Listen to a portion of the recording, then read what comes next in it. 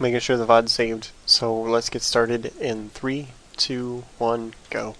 Alright, so we are back after quite a long game. We do have another game in the Winners Series versus TTOne and Strelok. Strelok's going to be the blue Terran at 3 o'clock, TTOne the red Protoss at 6. Once again, the winner of this will advance to the round of 16 in the Root WARZONE. Do visit root-gaming.com. By visiting our website and getting hits there. You will help us as we are searching for sponsors, as we do like to see that traffic is on our website. And also go support dreamhost.com. They have done an excellent job with our website so far. Very good with the website hosting, and of course they provided the prize pool for this tournament. They've been absolutely wonderful to us so far, and if you need any sorts of web hosting in the future, you should definitely consider them.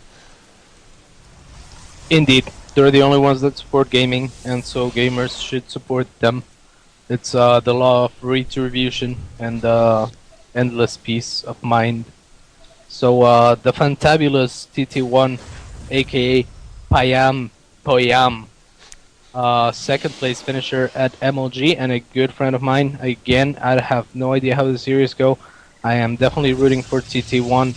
Strelok, a fantastic Terran with a very strong StarCraft 1 background as well as TT1. You know, he's a very strong Terran. I can only comment on his TVZ. He's rather gimmicky sometimes, not in a bad way. He's very smart about his play. He knows the game pretty well and knows how to get small advantages here and there, but sometimes the way he chooses to do that can play in his opponent's favor. So we shall see how this game develops. Go, go, go, TT1! Yeah, so nothing too strange happening so far. We have the first barracks here by Strelok, not choosing to build an add-on just yet.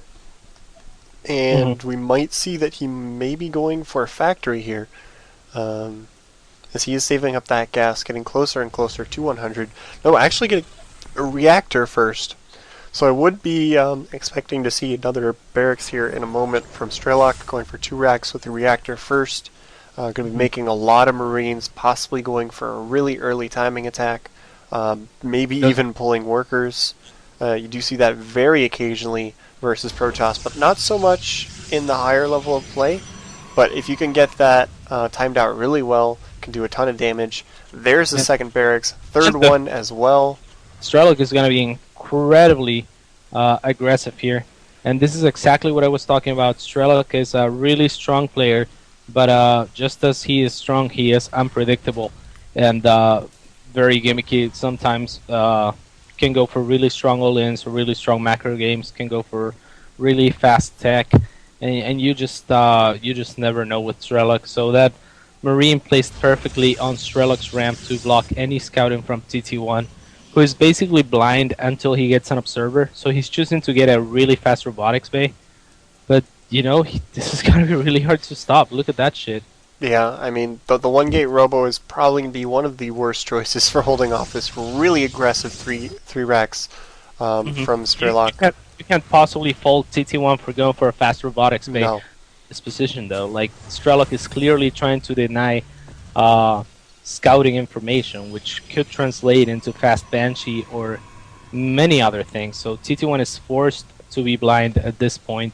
And to be fair, like, one of the most common timing attacks that you'll see from Terran in these positions will involve a decent number of Marauders.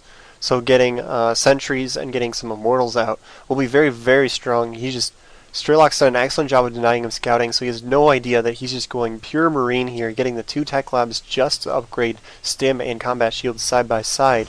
But he is not actually going for any Immortals. There's a really quick Robotics bay. So Strelok is going to have to hit this timing pretty well, because once there's Colossus out on the field, these Marines are become significantly less powerful. We do have some Marauders being queued up now in those tech labs.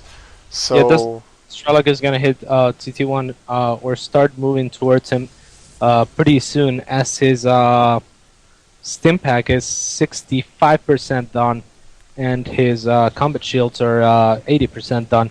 So we will see Strelok move out without a doubt. This has to be a timing attack. There's no possible transition almost out of this. Let's see the unit counting station. TT1 is 10 probes ahead at this point. First Colossus is being chrono boosted. Strelok, are you gonna move? This Colossus is hitting about the 1/4, 25% mark, and here goes Strelok. He is pushing out into the middle of the map. There is at least one sentry. There's 2 sentries with a lot of force fields. TT1, if you can get the force fields down, we'll be in a good position. But if Strelok could get a scan off with the position on those sentries, he might be able to snipe them. Oh, good job, TT1, backing off so that those sentries can't get sniped. Oh my god. Oh, misplaced force field. He can make it up. The Colossus goes down. Oh my god, that force field by TT1. There's the GG.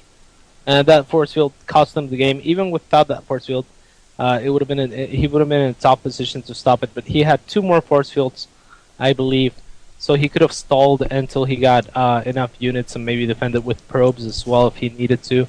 That Colossus would have definitely done a lot of damage had he force fielded earlier and better. Yeah. But TT1 just with a little bit, tiny bit of fail there. And Strelok is gonna move into the round of 16. Yeah. However, do remember these are winners matches, so whoever loses is not out of the tournament by any means.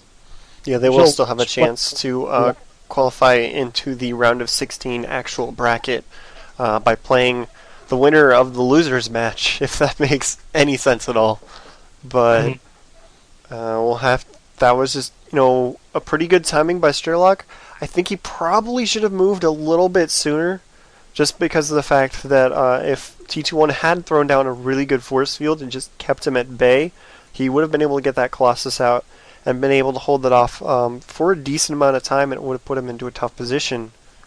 It would have been difficult, but he would have had a chance if Strelok had moved a little sooner. I think Strelok, all in, all in, all in. Someone else said not an all in. It was an all in. That was basically all in. I mean, he didn't pull any workers, but yeah, it's not all in. It's not all in because you pull workers or not. Yeah. It's all in because if it fails, you can't win, and that was the case. TT1 was almost 12 probes ahead, 7 minutes into the game. Yeah. That is quite like if you don't pull that attack off, you're 12 probes behind or 12 workers behind an opponent that's an incredible player. Of course, if Strelok was playing someone who's not of his caliber, you could say, okay, that wasn't an all-in. Like Strelok, he can come back from this easily, but he would have been extremely behind.